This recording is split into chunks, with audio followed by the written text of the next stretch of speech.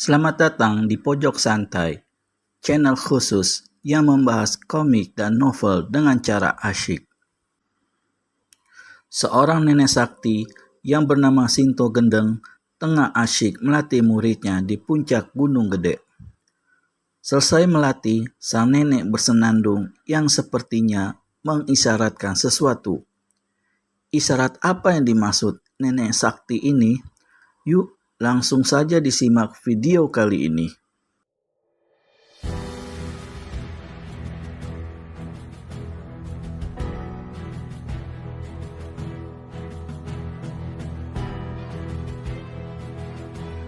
Selama diam di puncak Gunung Gede itu bersama gurunya, walau bagaimanapun mirip otak sang guru, namun baru hari itulah Wiro Saksana melihat dan mendengar Eyang Sinto Gendeng menyanyi. Kata-kata dalam nyanyian itu entah mengapa membuat Wiro jadi berdebar. Apakah maksud kata-kata nyanyian itu ya? Perasaan yang bagaimanakah yang tengah dicetuskan oleh gurunya? Karena Wiro melihat nenek-nenek itu menyanyi dengan penuh perasaan, dengan mata memandang jauh ke muka. 17 tahun membuat aku si tua bangka tambah tua. Kata-kata ini jelas ditujukan ke diri gurunya sendiri. Tapi pada siapakah ditujukan kalimat yang berbunyi 17 tahun membuat seorang orok menjadi pemuda gagah itu? Apakah ditujukan kepadanya? Berdebar hati Wiro Saksana. Kemudian kalimat-kalimat 17 tahun ujung perpisahan serta 17 tahun saat pembalasan. Apakah arti semua itu? Ketika Wiro Saksana memandang ke atas, pada saat itu pula Eyang Sinto Gendeng melihat ke bawah. Dan mata yang tajam dari Wiro Saksana meskipun cuma sekilas, namun masih dapat melihat pantulan air muka serta cahaya mata gurunya yang lain dari biasanya. Air muka itu, sinar mata itu menyembunyikan satu perasaan sedih. Perasaan apakah yang menyemaki hati sang guru sebenarnya? Tiba-tiba Eyang Sinto Gendeng membentak keras sampai Wiro Saksana terkejut dan serasa terbang nyawanya. Tunggu apa lagi, geblek? Orang sudah haus, dianya tegak mematung. Ku kencingin kepalamu baru tahu.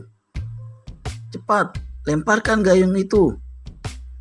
Dan Wiro Saksana segera lemparkan gayung batok kelapa yang berisi air ke atas. Gayung itu melesat ke atas tanpa setetes air pun yang tumpah. Bagus Wiro, bagus sekali, memuji Sinto Gendeng. Dan dengan tangan kirinya disambutnya gagang gayu. Sesaat kemudian tenggorokannya yang kurus dan kerinyutan itu kelihatan turun naik meneguk air dari dalam gayung. Dan dengan tangan kirinya disambutnya gagang gayu. Sesaat kemudian tenggorokannya yang kurus dan kerinyutan itu kelihatan turun naik meneguk air di dalam gayung. Air itu diteguknya sampai habis. Terima gayung ini kembali, Wiro. Gayung melesat ke bawah. Wiro Saksana ulurkan tangan untuk menyambut. Tapi pada detik itu pula di atas pohon gurunya kelihatan menggerakkan tangan kanannya. Angin deras mendorong kepala gayung, membuat gayung yang hendak disambut Wiro Saksana itu mencerat ke samping dan menyerang dadanya. Gila betul, bentak si pemuda. Cepat-cepat dia palangkan lengannya di muka dada. Gayung dan lengan beradu. Gayung pecah berantakan ke tanah. Gagangnya patah menjadi dua. Pada saat itulah Sinto Gendeng melayang turun ke bawah.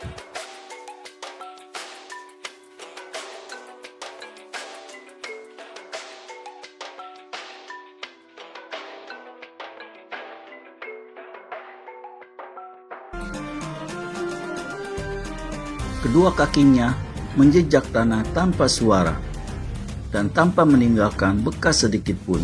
Padahal cabang pohon jambu kelutuk dari mana dia meloncat tadi hampir 4 tombak tingginya. Dapat dibayangkan bagaimana luar biasanya ilmu meringankan badan perempuan sakti ini.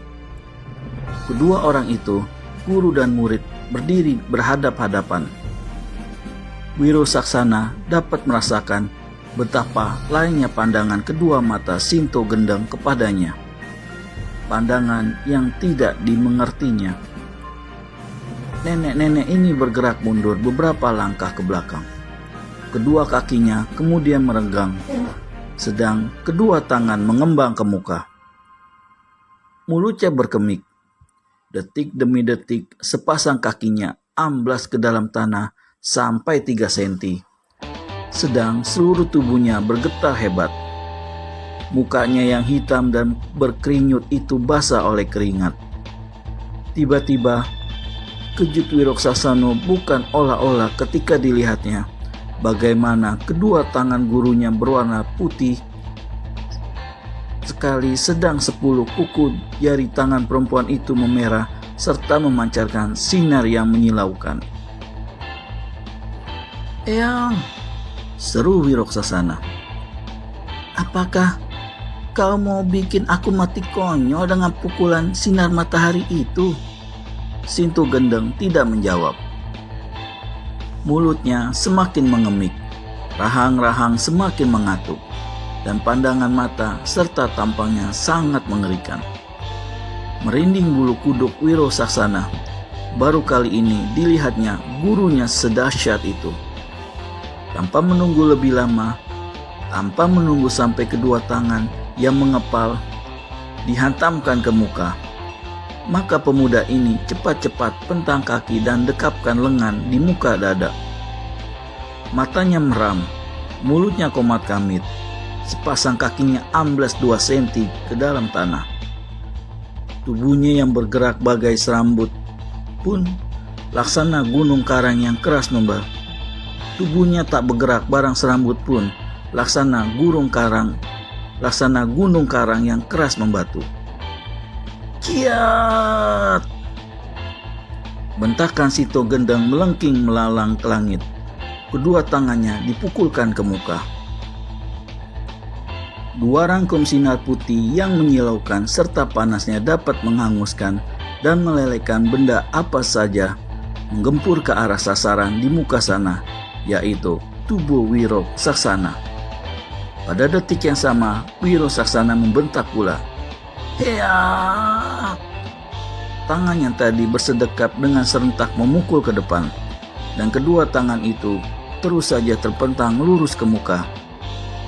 Inilah yang dinamakan ilmu pukulan benteng topan melanda samudra. Ilmu pukulan ini bukan saja dapat dipakai untuk menyerang, tapi sesuai dengan namanya juga dapat menjadi perisai tangguh atau benteng kekar yang melindungi Wiro dari serangan gurunya. Bila angin-angin topan pukulan itu sama bertemu di udara, maka terdengarlah suara berdentum yang menyenging liang telinga. Debu dan pasir berterbangan.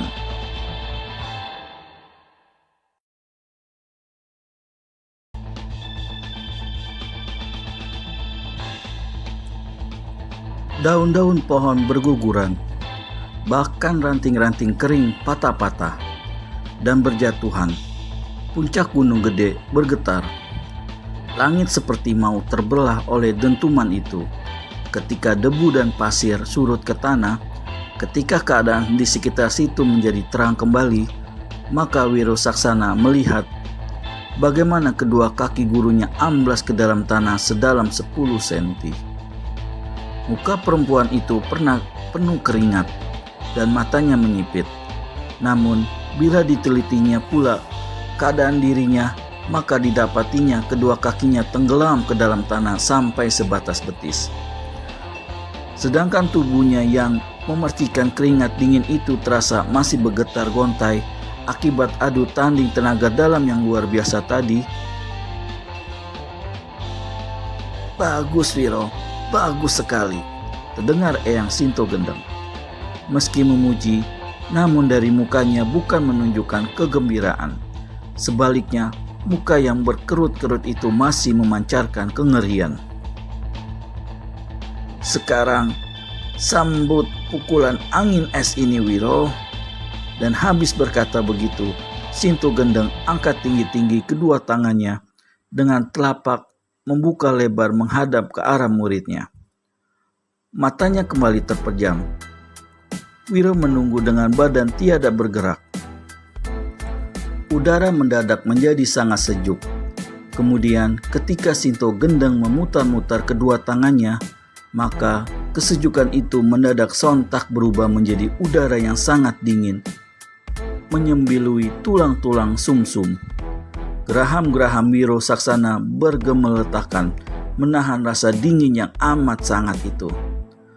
Permukaan kulit yang membeku seperti ditutupi salju. Tanah yang dipijaknya laksana pedataran es. 1 menit saja hal itu berlangsung lebih lama, pastilah tubuh pemuda ini menjadi beku membatu. Inilah kehebatan ilmu kesaktiannya bernama angin es itu. Dengan badan bergetar menahan dingin, Wiro Saksana membentak dahsyat. Bersamaan dengan itu, kedua tangannya diputar-putar ke udara. Angin laksana badai menggebubu ke pelbagai arah.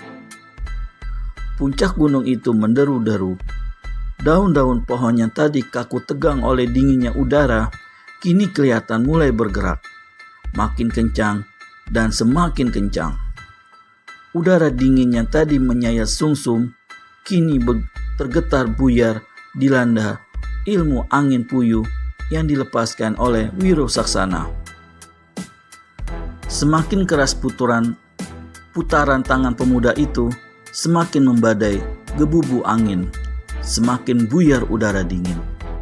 Daun-daun pohon yang tadi hanya bergerak-gerak, kini jatuh berhamburan bersama rantingnya. Kemudian, satu demi satu, pohon-pohon kecil bertumbangan. Pohon-pohon besar yang masih bertahan menjadi gundul daun dan rantingnya.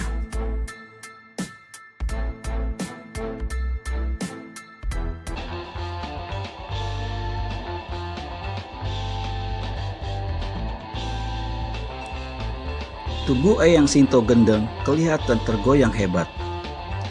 Pakaian hitamnya berkibar-kibar. Gila betul, gila betul, teriak perempuan sakti itu. Mulutnya mengeluarkan lengkingan dahsyat. Kemudian dia melompat sejauh 9 tombak dan dari situ mencabut sebuah tusuk kundai lalu menyambitkannya ke arah Wiro. Sang murid cepat-cepat hentikan putaran tangannya dan melompat ke samping. Tusuk kundai membawa angin maut itu melesat menghantam sebatang pohon. Pohon itu tumbang dengan batang pecah berkeping-keping. Udara dingin lenyap. Angin yang memuyuh juga lenyap dan suasana kembali seperti sedia kala.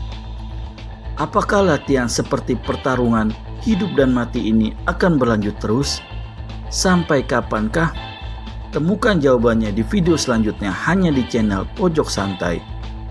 Segera subscribe dan tekan tombol lonceng untuk mendapat notifikasi video terbaru dari kami. Terima kasih dan sampai bertemu kembali.